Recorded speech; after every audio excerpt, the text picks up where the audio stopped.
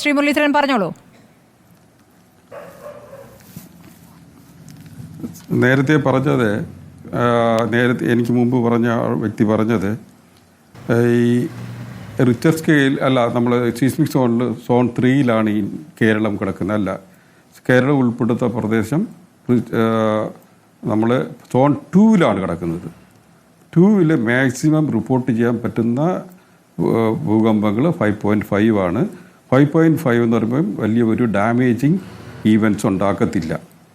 നേരത്തെ പുള്ളി പറഞ്ഞത് എൻ്റെ 1-2 കാര്യങ്ങളോട് എനിക്ക് പറയാനുണ്ട്. അല്ല, അപ്പോൾ ഒരു സംശയമുണ്ട് സാർ. അപ്പോൾ ഒരു സംശയം. ഒരു മിനിറ്റ് ശ്രീ മുരളീധരൻ ഒന്ന് കേൾക്കോ. ശ്രീ സുഭാഷ് പറഞ്ഞോളൂ.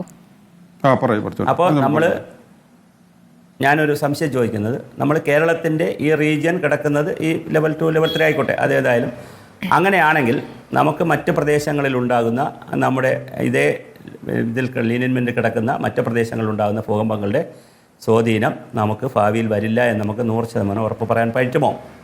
കാരണം മുല്ലപ്പെരിയാറിൻ്റെ ഇഷ്യൂ ഒക്കെ വെച്ചാണ് ഞാൻ ചോദിക്കുന്നത്. ഭൂകമ്പത്തിൻ്റെ ചരിത്രം മനസ്സിലാക്കിയിട്ടാണ് ഈ ഭൂകമ്പത്തിൻ്റെ സൊണേഷൻ ചെയ്തിരിക്കുന്നത്. എത്രയോ നൂറ്റാണ്ടുകൾ പഴക്കമുള്ള ഈവൻ ഹിസ്റ്റോറിക്കലും ഈ ഈവൻസുകളും എല്ലാം എടുത്തിട്ടാണ് ഈ മാപ്പ് ഉണ്ടാക്കിയിരിക്കുന്നത്. അതിൽ നിന്ന് തന്നെ നമുക്ക് മനസ്സിലാക്കാം കേരളത്തിൽ ഇതുവരെ 5 പോയിന്റ് അപ്പുറത്തോട്ട് ഒരു ഭൂകമ്പം റിപ്പോർട്ട് ചെയ്തു. നേരത്തെ ഞാൻ പറഞ്ഞോട്ടെ ഞാനൊന്ന് പറഞ്ഞു തീർത്തോട്ടെ.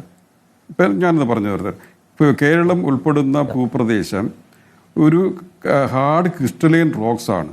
അത് പ്രീ കേംബ്രിയൻ സമയത്തുണ്ടായതാണ്. അതിൻ്റെ അർത്ഥം നമ്മുടെ കേരളത്തിൽ ഉൾപ്പെടുന്ന പ്രദേശം ഈ ടെക്ടോണിക്കലി ആൾമോസ്റ്റ് ഇനാക്റ്റീവാണ്, ആൾമോസ്റ്റ് സ്റ്റേബിലൈസ് ചെയ്തു. നമ്മുടെ ഇന്ത്യയിൽ ഹിമാലയം ഉണ്ടായിരിക്കുന്നത് നമ്മുടെ ഇന്ത്യൻ പ്ലേറ്റും ടിബറ്റൻ പ്ലേറ്റും കൂട്ടിയിടിച്ചതിൻ്റെ ഭാഗമായിട്ടാണ് ഹിമാലയം ഉണ്ടായിരിക്കുന്നത്. ഹിമാലയം എന്ന് പറയുന്നത് ഇന്ത്യയുടെ അല്ലെങ്കിൽ ലോകത്ത് തന്നെ യംഗസ്റ്റ് മൗണ്ടൻ റീജിയനാണ്. അപ്പോൾ ഹിമാലയം അത് നമ്മൾ നോക്കിക്കഴിയുകയാണെങ്കിൽ ഹിമാലയം റീജിയണിലും നോർത്ത് ഈസ്റ്റേൺ റീജിയണിലും വെസ്റ്റേൺ റീജിയനിലാണ് ഭൂകമ്പങ്ങൾ നമുക്ക് മാക്സിമം റിപ്പോർട്ട് ചെയ്യുന്നത്. അതിന് സൗത്തിലോട്ട് നമ്മൾ പ്രത്യേകിച്ച് നമ്മുടെ കർണാടകയ്ക്ക് താഴോട്ട് ഭൂകമ്പങ്ങൾ അങ്ങനെ ഇതുവരെ വലിയ ഈവൻസുകളൊന്നും റിപ്പോർട്ട് ചെയ്തിട്ടില്ല. അപ്പോൾ നമ്മൾ സംസാരിക്കുകയാണെങ്കിൽ ഒരു ടെക്ടോണിക്കൽ ഈവൻസിൽ അല്ലെങ്കിൽ ടെക്ടോണിക്കലായിട്ട് നമ്മൾ പറയുകയാണെങ്കിൽ ഇന്ത്യ പ്ലേറ്റ് ഏതാണ്ട് 48 മില്ലിമീറ്റർ പെർ ഇയറാണ് വടക്കോട്ട് നീങ്ങുന്നത്.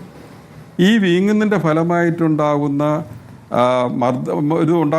നീങ്ങുമ്പോഴത്തേക്ക് നമ്മൾ ഐസോസ്ട്രസി പറയണം, ഭൂമിയിലുണ്ടാകുന്ന ഈ സൈക്കിള് പറയണം. ഇതിൻ്റെ ഇന്ന് മർദ്ദങ്ങൾ മുകളിലോട്ട് വന്നുകൊണ്ടിരിക്കുകയാണ്. ഞാൻ നേരത്തെ പറഞ്ഞ ലീനിമെൻസിലാണ് അത് ഒരു വീക്ക് സോൺസ് ആണ്. അവിടെയാണ് ഈ മർദ്ദങ്ങൾ അക്യുമുലേറ്റ് ചെയ്യുന്നത്. ഈ അക്യുമുലേറ്റ് ചെയ്യുമ്പോഴത്തേക്കും ഇത് റോക്ക് ഇങ്ങനെ വിണ്ട് കീറി ഇരിക്കുന്നതല്ല, ഒരു ചെറിയ ലീനിമെൻസ് സോൺസ് ഉണ്ട്, അത് വീക്ക് സോൺസ് ആണ്. അവിടെ കൂടെ ഇത് റിലീസ് ചെയ്യാനുള്ള ചാൻസ് ഉണ്ട്. അതുകൊണ്ട് കേരളം ഇതുവരെ ഭൂകമ്പ ശാസ്ത്രജ്ഞന്മാർ പറയുന്നത് കേരളം ഒരു സേഫസ്റ്റ് സോണാണെന്നാണ്. അത് ഉണ്ടാകില്ല എന്ന്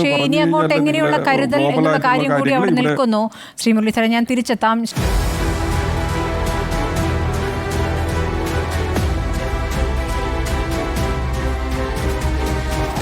ഡിബേറ്റ് വിത്ത് സ്മൃതി പരുത്തിക്കാട്.